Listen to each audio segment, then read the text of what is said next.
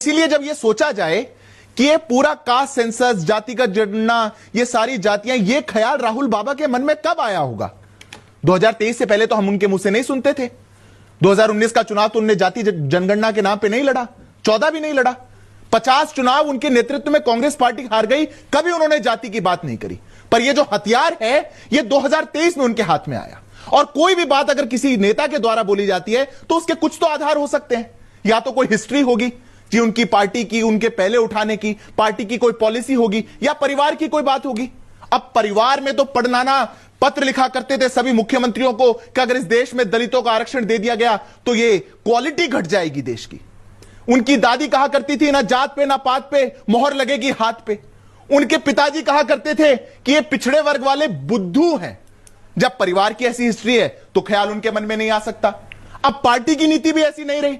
Party की नीति तो एमयू से, जामिया से आरक्षण छीनने वाली रही। पार्टी की नीति तो कर्नाटक में, तेलंगाना में आरक्षण छीनने वाली रही। पार्टी की नीति तो काका कालेलकर कमीशन को रोकने वाली, मंडल कमीशन को रोकने वाली, एनसीबीसी को अधिकार ना देने वाली। फिर क्या ऐसी बात है कि राहुल गांधी को 2013 के बाद लगा, 2023 के बाद लगा कि मुझे बात उठानी चाहिए?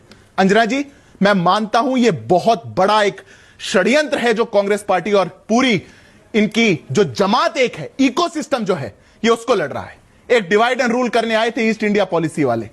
2000 किलोमीटर दूर से ये इटली मम्मी सन पॉलिसी जो आई है, ये जो कंपनी आई है, इन्होंने इस देश को कहीं ना कहीं विभाजन करने की बात करी। और मैं 10 सेकंड लूंगा क्यों ऐसा ख्याल आया।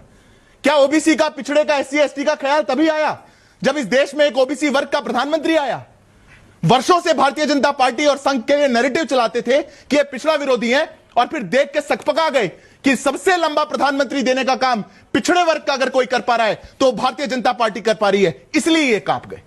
ये इसलिए डर गए क्योंकि उनको लगा कि ये एनसीबीसी को संवैधानिक दर्जा 25 साल बाद देने वाली कोई पार्टी आई तो ये भारतीय जनता पार्टी है। इसीलिए ये लग गए क्योंकि अंजना जी, जब 2023 में इनको लगा कि सबका साथ सबका विकास वाली राजनीति तो बहुत आगे जा रही है, ये सबको साथ लेकर चलने वाली राजनीति इस देश को परिवर्तित करके विकसित भारत बनाने की बात कर रही है, जब इस देश में लगा कि हिंदू आस्थाएं और अस्मिता एकजुट हो रही हैं, तब ये डिवाइड एंड रूल वाली पॉलिसी लेकर के आए और इन्हें सोचा इस देश को जातियों के आधार पर बांटा जाएगा। इसलिए ये लड़ाई अधिकार की नहीं है, ये लड़ाई प्रतिकार की है। और कोई भी लड़ाई जो किसी सेल्फिश मोटिव से लड़ी जाए, कोई भी लड़ाई जो षड्यंत्र के तहत पे लड़ी जाए, वो देश का नुकसान करेगी। इसीलिए अब राहुल बाबा अपनी लड़ाई में अपने चंगुल में खुद फंस गए हैं।